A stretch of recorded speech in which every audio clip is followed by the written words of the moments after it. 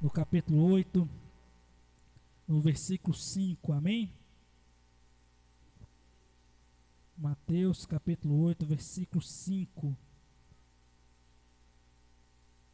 Bendito seja o nome do Senhor. Deus, Pai.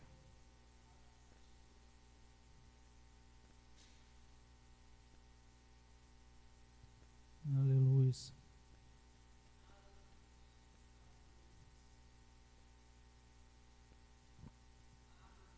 Mateus capítulo 8, versículo 5. O centurião de Cafarnaum, amém?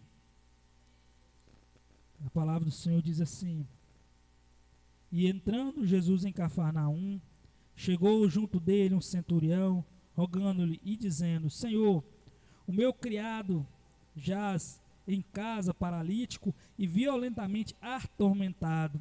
E Jesus lhe disse: Eu irei e lhe darei saúde.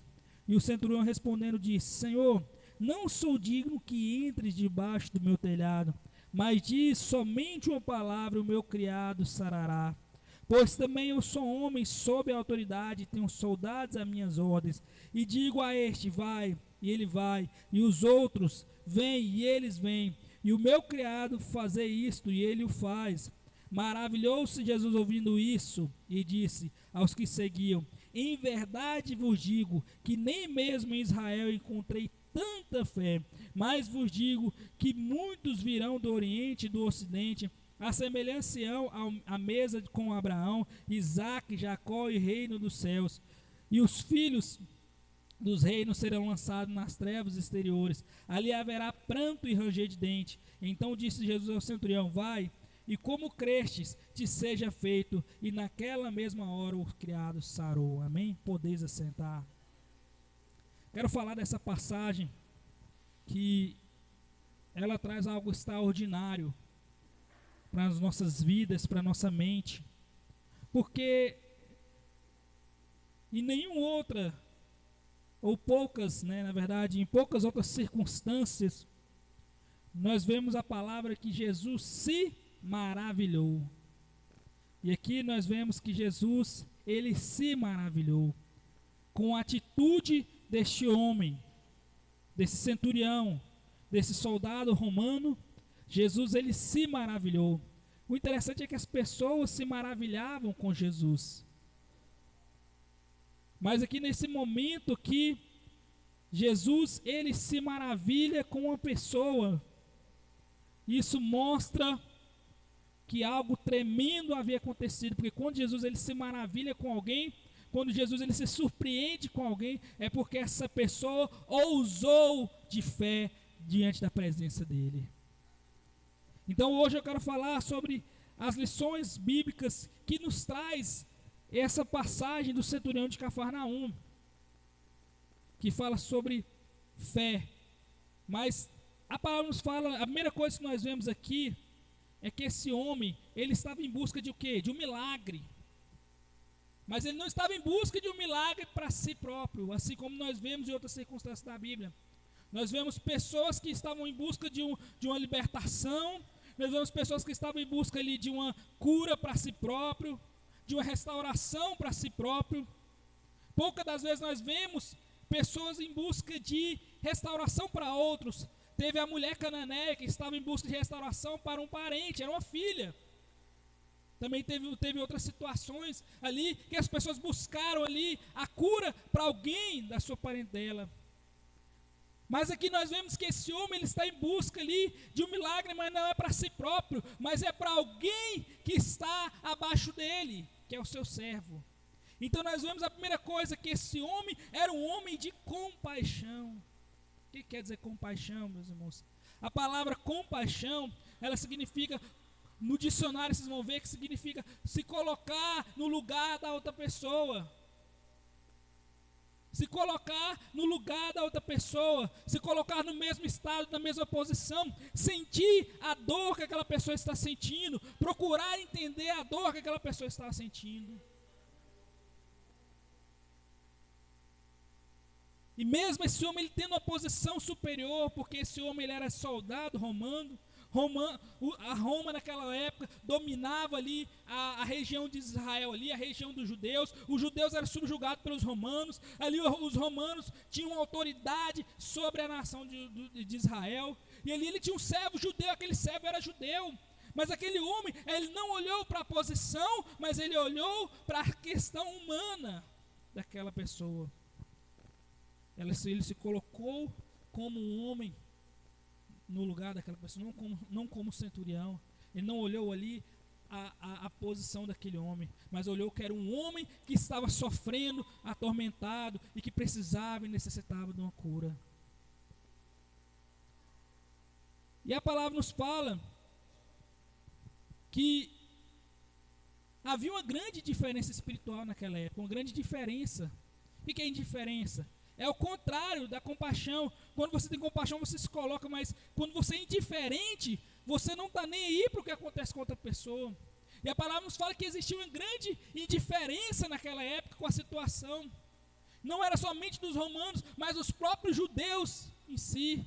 A palavra nos fala que Jesus constantemente lutava contra os fariseus, debatia contra os fariseus a respeito da indiferença que os fariseus sentiam com as pessoas mais necessitadas, com os mais pobres. Jesus Jesus estava embatendo ali com os fariseus, e ele falava: olha, vocês precisam ter mais amor, vocês precisam ter mais compaixão pelas pessoas que estão ali.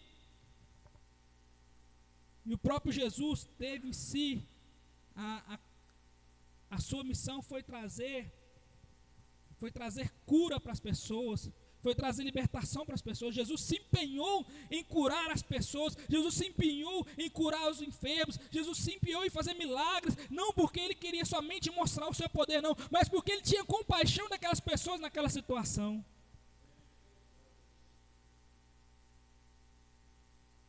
A misericórdia do Senhor, a palavra nos fala lá em Lamentações, que a misericórdia do Senhor é a causa de nós não sermos consumidos, e ela não tem fim, meus irmãos. Então a missão terrena de Jesus era trazer a compaixão, a misericórdia sobre a vida das pessoas.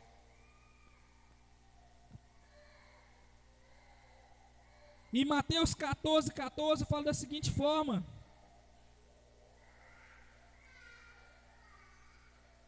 Mateus 14:14 fala o seguinte: e Jesus saindo viu uma grande multidão, e possuído de íntima compaixão para com ela, curou os seus enfermos. Então Jesus, ele curava porque ele era movido por quê? Pela íntima compaixão com aquela multidão. A compaixão, meus irmãos, ela é o combustível para o crente. Ela tem que ser o combustível para o crente. Para haver libertação, para haver cura, para haver milagres, é preciso haver compaixão em nossas vidas. Porque assim como houve compaixão em Jesus Cristo, precisa também haver compaixão em nós. E a maior prova da compaixão de Jesus Cristo foi a entrega de Jesus Cristo na cruz. Hoje nós temos a salvação, hoje nós temos a possibilidade da salvação, hoje nós temos a graça por causa da compaixão de Jesus por conosco. Jesus, ele se colocou na mesma condição que nós, que ele viu que nós não tínhamos salvação, e para isso era preciso ele morrer em nosso lugar. Então a compaixão foi o que moveu Jesus a chegar até a cruz. Jesus literalmente se colocou em nosso lugar, literalmente, porque a cruz era para mim, era para você, mas a compaixão, que é quando você se coloca no lugar de outra pessoa, Jesus se colocou em nosso lugar.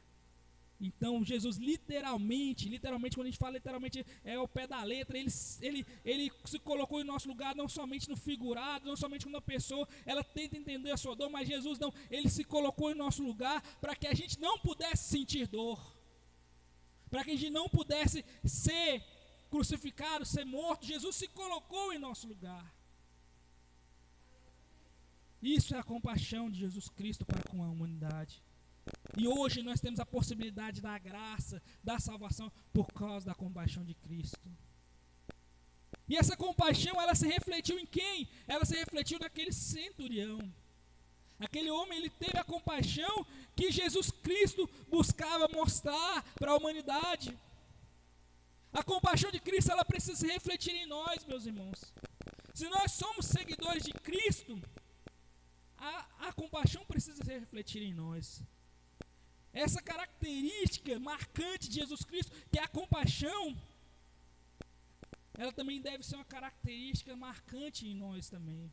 Nós também precisamos mostrar a nossa compaixão. Nós não podemos ser indiferentes às pessoas que estão perdidas, as pessoas que estão nas drogas, as pessoas que estão no mundo do crime, as pessoas que estão sendo escravizadas pelo demônio, pelo diabo. Eu te convido a você olhar com outros olhos, porque hoje nós temos os olhos, que nós temos o olho de um fariseu, que é o olho de julgar as pessoas, de julgar, não, ali é um bebum, ali é um bandido, não, mas olhar que ele está sendo escravo do pecado, que ele está sendo escravo do diabo e que ele precisa de libertação. E você ter compaixão daquela vida e se colocar no lugar dela. Então eu quero convidar você, meu irmão, a ter os olhos de compaixão de Jesus Cristo, a ter essa característica marcante. Jesus não olhava se era um bandido, Jesus não olhava se era uma prostituta, Jesus não olhava se era um bêbado. Não, Jesus, ele via ali um ser humano, ele via ali uma alma que precisava ser liberta. E mesmo Jesus estando acima, Jesus ele teve íntima compaixão. E esse centurião, mesmo ele estando acima, ele também teve compaixão do seu servo. Ele teve a compaixão. E quando a compaixão, ela se reflete em nossas vidas, nós passamos a se tornar instrumentos do milagre do Senhor Jesus Cristo. Nós passamos a se tornar instrumentos de milagre.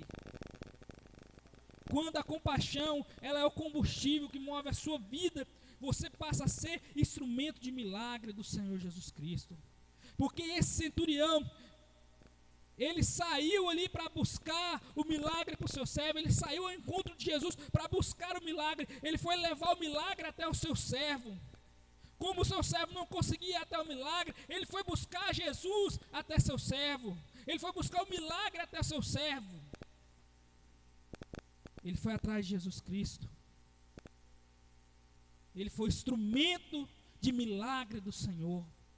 Ele foi instrumento de milagre de Jesus. Ele foi cooperador, ele foi corresponsável pelo milagre na vida do seu servo. E é isso que Deus quer de nós, que nós sejamos corresponsáveis por milagres na vida das pessoas que estão no mundo, do nossos parentes, dos nossos amigos. Seja corresponsável, seja cooperador. A palavra cooperador é corresponsável, que opera junto desse milagre que chama Jesus Cristo na vida das pessoas. Seja o cooperador, seja o corresponsável pela realização no milagre da vida de alguém. Mas o que mais chamou a atenção de Jesus Cristo na vida desse homem não foi somente a sua compaixão. Jesus não destaca isso quem está destacando sou eu. Mas é algo que precisa ser destacado. Mas o que chamou a atenção de Jesus Cristo, na verdade, foi essa fé em comum que esse homem teve. Aqui no capítulo 8, onde nós lemos, no versículo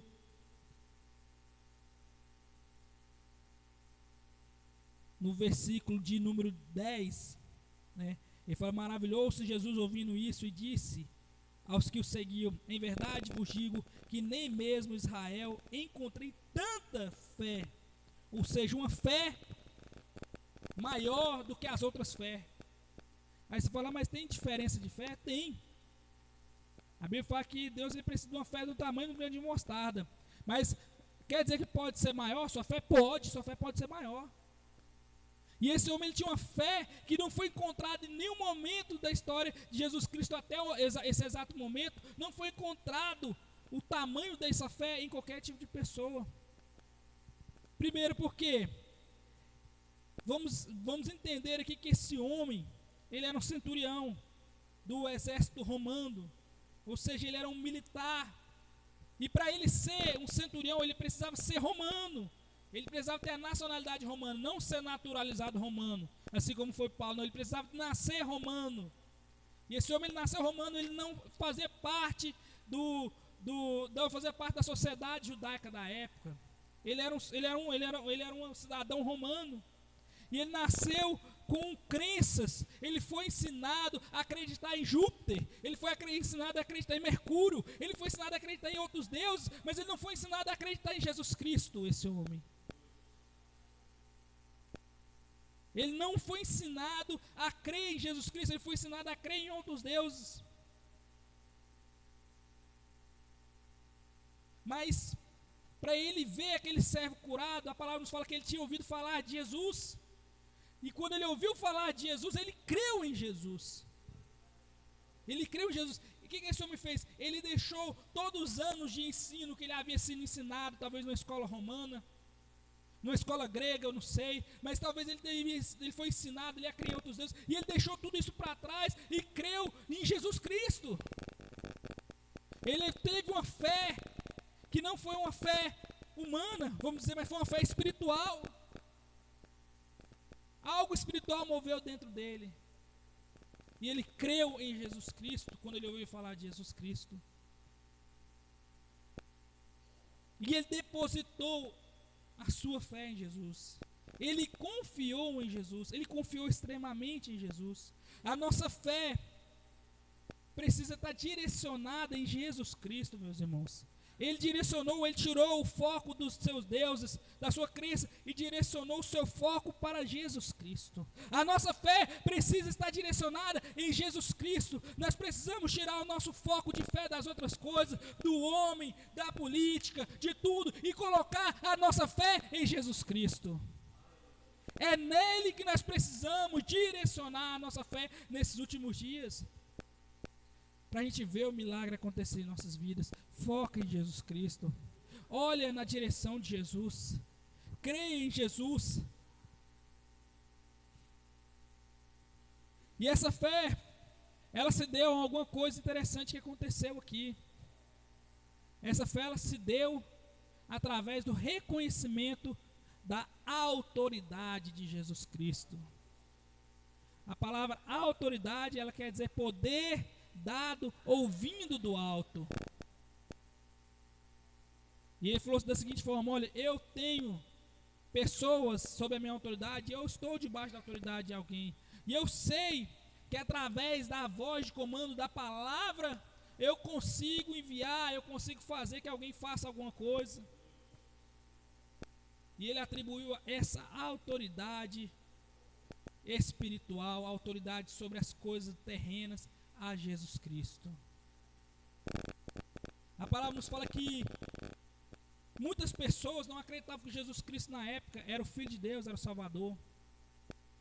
Jesus Cristo, muitas pessoas acreditavam que ele era um profeta.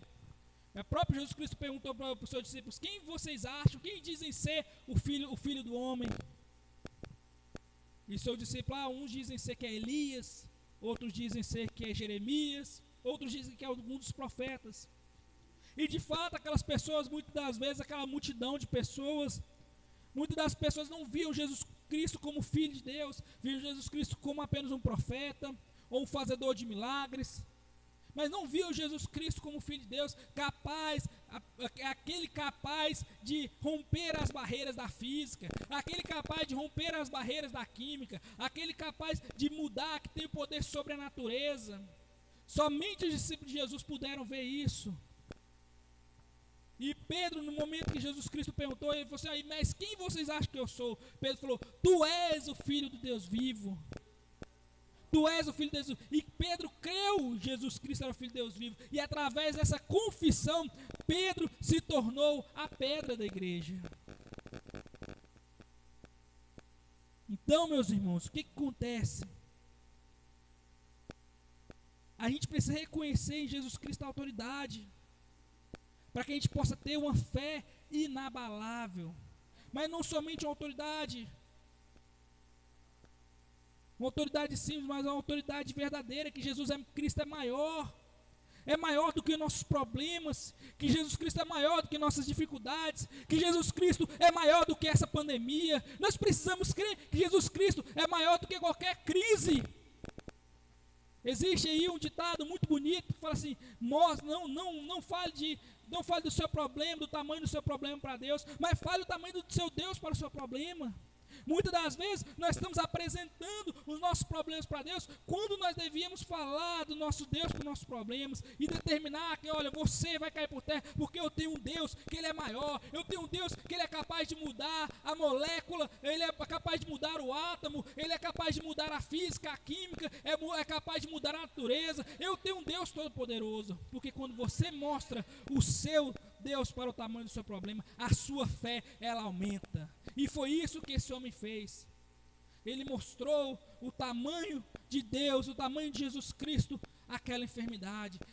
Para ele, aquela enfermidade não era nada, porque a palavra de Jesus Cristo, a palavra de Jesus Cristo era suficiente. Não a presença de Jesus Cristo, mas a palavra dele já era suficiente para que aquela enfermidade daquele servo dele pudesse cair por terra. Eu quero dizer para você, meus irmãos, Jesus Cristo é maior do que qualquer problema seu. Jesus Cristo é maior do que o coronavírus ou qualquer coisa que pode vir. Jesus Cristo é até maior do que a própria morte, porque Ele venceu a morte, e Ele ressuscitou Lázaro, Ele ressuscitou o filho da viúva de Naim. Então, meus irmãos, eu quero dizer para você, tenha essa fé em Jesus Cristo nos últimos dias. Creia nesse Jesus Cristo, que é um Deus que opera maravilhas no nosso meio, que não é um Deus que está com o ouvido tapado, que não é um Deus que está com a mão encolhida para que não possa nos abençoar, mas é um Deus que quer te ver bem, é um Deus que quer te ver em abundância.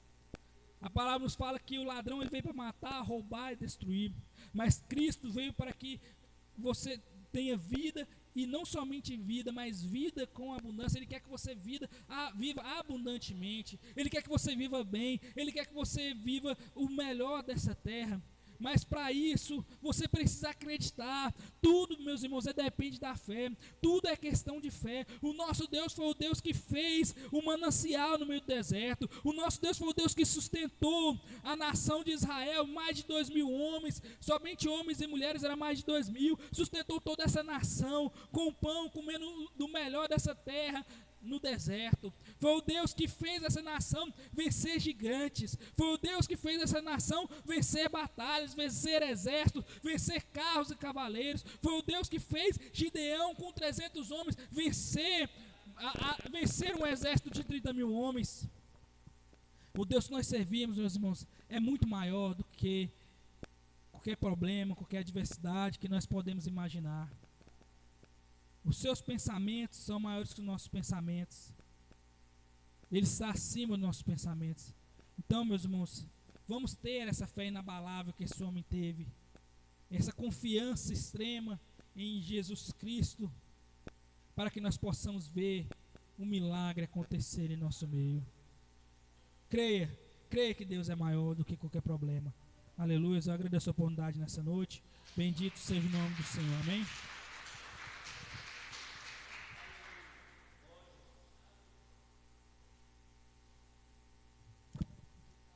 Irmão, a igreja de pé em nome de Jesus, Mateus capítulo 26, para nós tomarmos a ceia do Senhor. Mateus capítulo 26, do versículo 17 até o versículo 30. Mateus capítulo 26, do versículo de número 17 até o 30.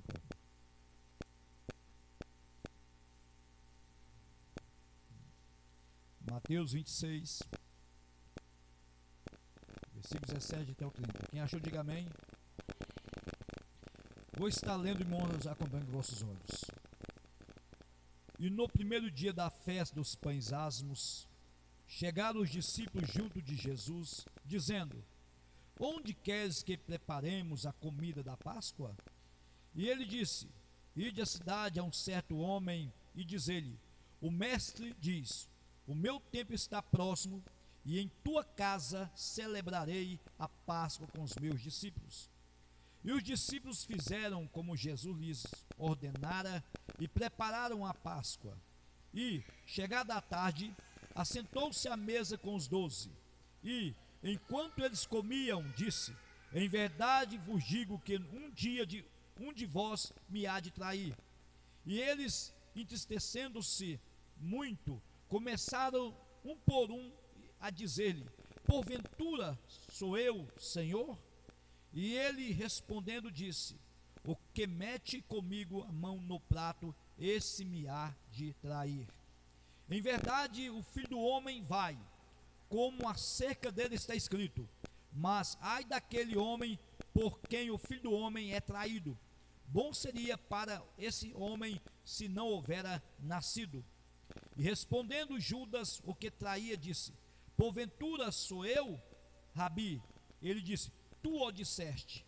Enquanto comiam, Jesus tomou o pão e, abençoando, o partiu e o deu aos discípulos e disse: tomai, comei, isto é o meu corpo. E tomando o cálice e dando graças, deu-lhe dizendo: bebei deles todos, porque isto é o meu sangue, o sangue do Novo Testamento, que é derramado por muitos para a remissão dos pecados. E digo-vos que, desde agora, não beberei deste fruto da vide, até aquele dia em que eu beba de novo convosco no reino de meu Pai. E tendo cantado um hino, saiu para os montes das oliveiras. Amém? Chama aqui o irmão Luiz Armando. Amém? O irmão Jeová também. Irmão Jeová, nos ajudar a servir a ceia. Amém? A melhor coisa disso que é servir, né? Do que ser servido, né? Nós muitas vezes queremos ser servido, né, irmão? Uma picanha, né? Uma carne assada. Amém?